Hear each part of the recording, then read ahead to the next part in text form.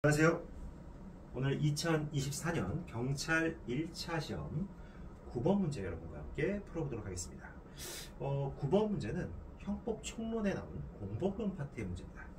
자, 형법 총론 문제가 미수, 공법 쭉 나오고 있죠. 자, 그 중에서도 공동정범과 간접정범. 간접정범이 굉장히 까다롭습니다, 여러분들. 공동정범보다 간접정범 판례가 대단히 어려울 수 있다는 거 여러분들이 잘 기억해 두셔야 합니다. 이 간접정범에 대해서 여러분들이 이론적으로도 꼼꼼하게 잘 정리를 해 두셔야 되고 학설 부분도 한번 살펴봐 두세요. 특히 간접정범의 공범과 관련된 부분 이런 분들 시험에 많이 나올 수 있습니다. 그리고 판례는 당연히 여러분들 OX로 잘 체크해 놓으셔야 되겠죠. 요즘 판례도 단순히 어떤 OX의 문제보다는 판결 요지 같은 것들이 굉장히 길게 출제가 되고 있어요. 그리고 후미진 돼서 그 핵심적인 문장들을 뽑아가지고 지문화시키고 있어요. 그래서 예전보다는 훨씬 더 어렵다.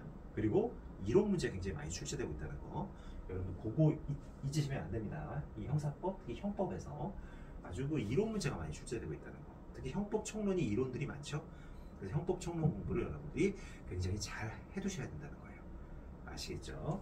자, 그래서 오늘 문제 한번 보겠습니다. 자, 문제 한번 보면, 자, 오늘 문제 보면 공동정범과 간접정범에 관한 설명으로 가장 적절하지 않은 것 이렇게 되어 있죠. 첫 번째, 포괄일제의 범행 도중에 공동정범으로 범행에 가담한 자. 포괄일제 범행 도중에 공동정범으로 범행에 가담했다는 거예요.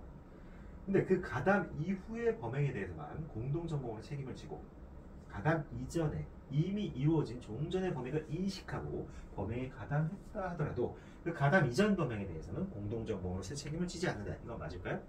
맞습니다. 공모가 합바가 없잖아요. 공모하고 기능적 행위집행 플러스 뭐죠?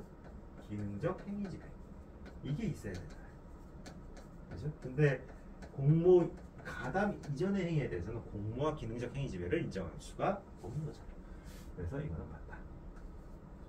그 다음 두 번째, 수표금액의 지급 또는 거래 정지 처분을 면할 목적으로 금융기관에 허위 신고한 자를 처벌하는 구부수법 제4조의 허위 신고죄와 관련하여 이거는 누구만 처벌하는 죄인지 아세요? 여러분 이걸 알아야 돼요.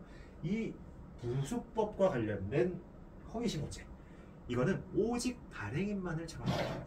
오직 발행인만. only 발행인만. 네, 발행인만 처벌, 발행인만이 적격이 있는 거예요. 정범 적격이.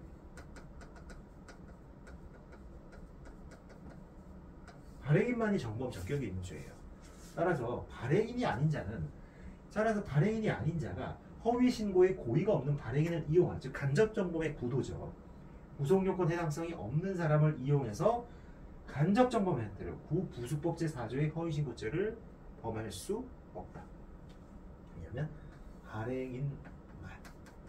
발행인만 정범적인 거잖아요. 따라서 이 발행인이 아닌 자가 고의가 없는 발행인을 이용하는 간접정범은 이거는 안 된다는 거예요. 아시겠죠? 이거 잘 기억해 두세요.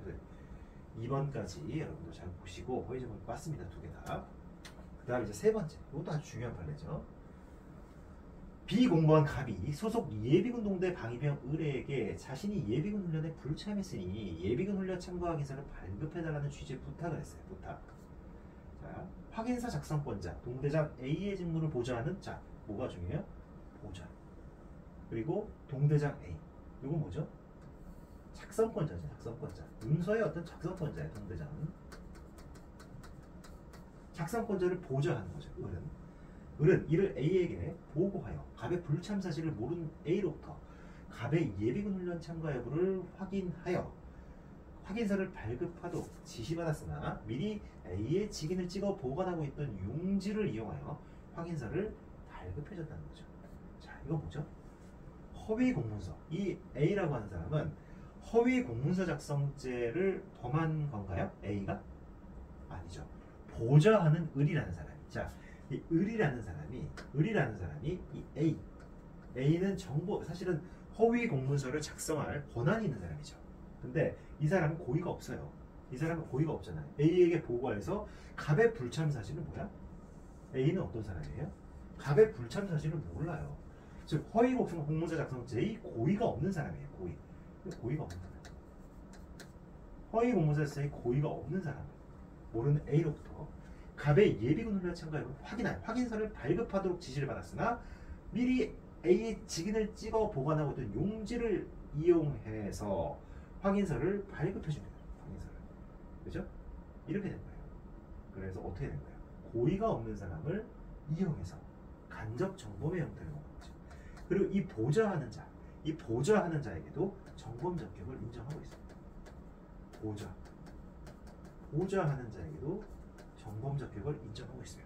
왜냐하면 이 보좌하는 자에게 정범 적격을 인정하지 않으면 회사나 어떤 공무원 세계에서 이 간접 정범, 이 허위 공문서 작성죄라든지 공문서 위조죄라든지 어떤 이런 간접 정범 형태로 범해지는 게 굉장히 많아요. 기한을 올리면 그 사실을 모르는 결재권자는 다 결재하게 돼 있어요. 이 기한을 올린 사람이 이 정황을 잘 모르는, 이 사정을 모르는 사람을 이용해 가지고 결재를 받아냈을 때 이를 처벌할 방법이 없게 되는 거예요. 그래서 이 보좌자에 대해서는 정범 적격을 인정해서 허위 공문서 작성죄의 간접 정범을 인정하고 있어요. 원래 허위 공문서 작성죄의 작성권자는 동대장 A잖아요. 그죠? 근데 동대장 A를 이용한 거죠. 그래서 허위 공문서 작성죄의 간접 정범이 되는 거고, 얘한테 어떻게 했어요? 비공무원 갑이 부탁했잖아요. 사전 공모가 있었던 거죠. 따라서 허위 공문서 작성죄의 간접 정범의 갑에게는 허위 공문서 작성죄 간접 정범의 공범이 성립한다죠. 이게 틀렸네요. 그죠? 그다음 네 번째, 공동정범의 본질에 관한 범죄 공동설. 자, 범죄 공동설은 고의를 공동으로 해야 된다는 거예요. 과실이 들어가면 안 돼요. 자, 이런 학설 문제가 또 시험에 나왔네요. 학설 문제. 고의범과 과실범 상호간의 공동정범이 인정되지 않는 것 같습니다. 다음은 3번이에요.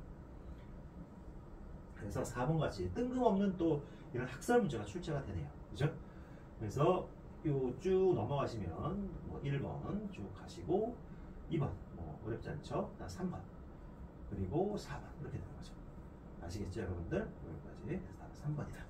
그래서 오늘 문제 판례 굉장히 많이 출제됐던 판례들인데 그래도 굉장히 중요한 판례들 위주로 출제가 됐고, 특히나 학설 문제 갑자기 툭 하고 튀어나왔다. 갑툭튀로 공동정범의 본질에 관한 학설. 여러분들 학설 공부 절대 게을리하지 마세요. 24년은 학설의 해였습니다. 완전히.